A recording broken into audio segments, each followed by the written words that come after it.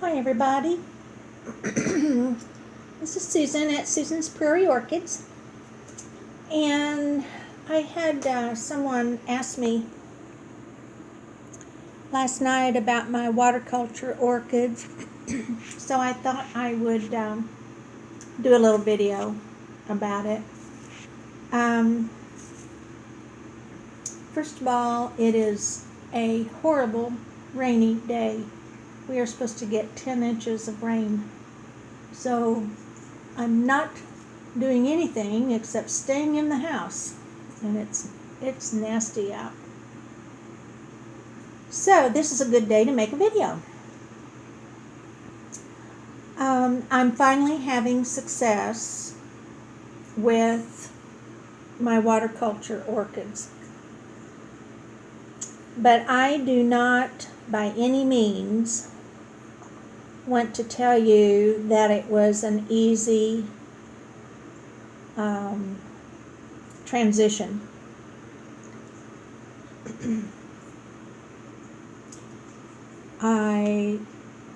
If your plant does not have good roots, when you put them in watercolor, the roots that are damaged, that are blemished in any way, will rot.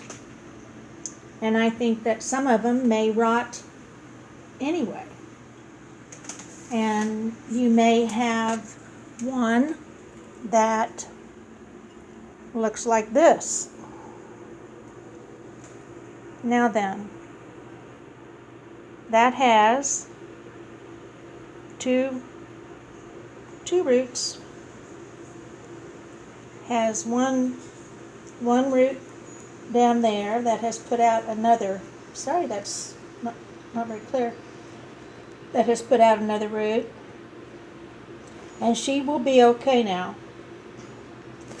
But I'm telling you, this is like a 2-year progress.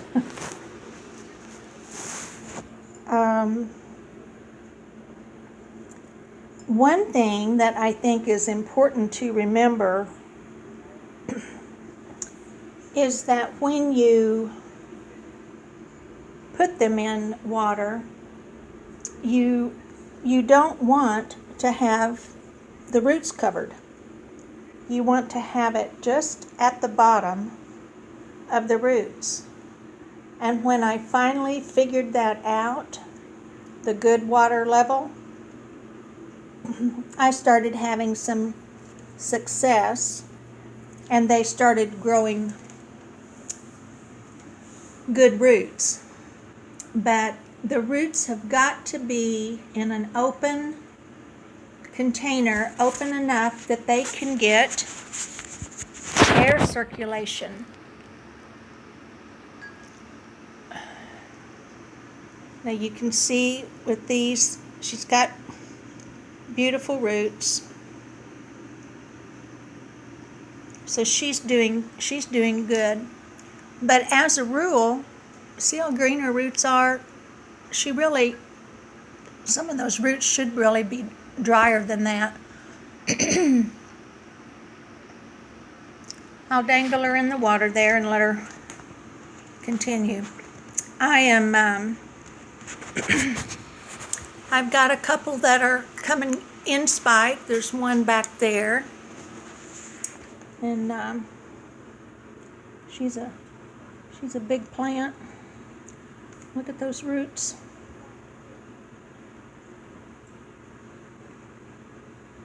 And I have another one over there, and she's another big plant, and you can see the roots there. But it's just very important that they have lots of air movement around the roots. And if they don't, they just mold and rot off. It's important to keep the water changed every week or 2 weeks. It just depends upon how the decay and the mold and the rot that's going on the roots how bad it makes the water. But at first, you'll probably have to do it every 4 or 5 days, every week. After a while, you can probably go up to 2 weeks. The green algae does not bother them.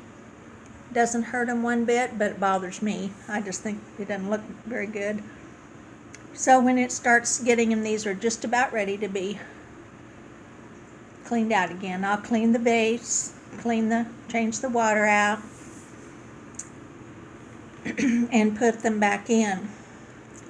That this big one here is a Dips Surf Song.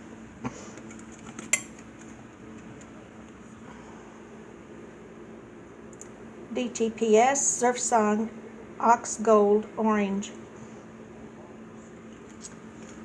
And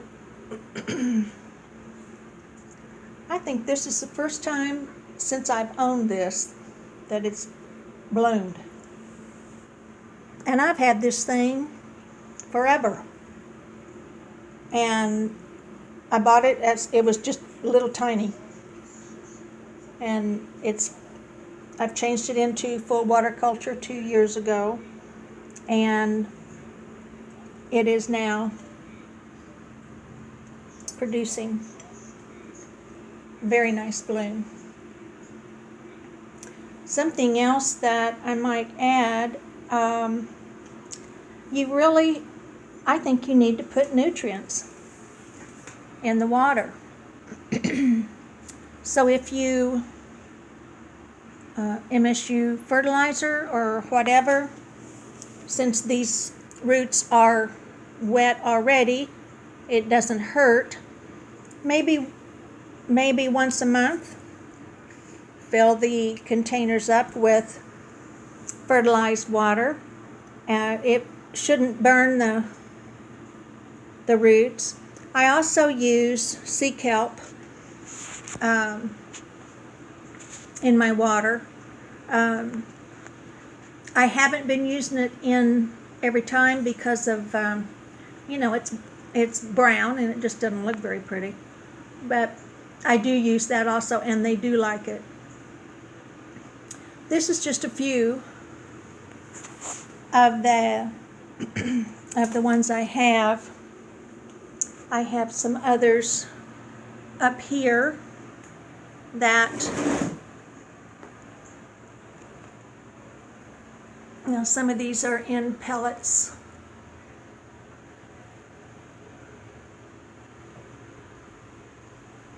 And some of these, this one's in water, in pellets.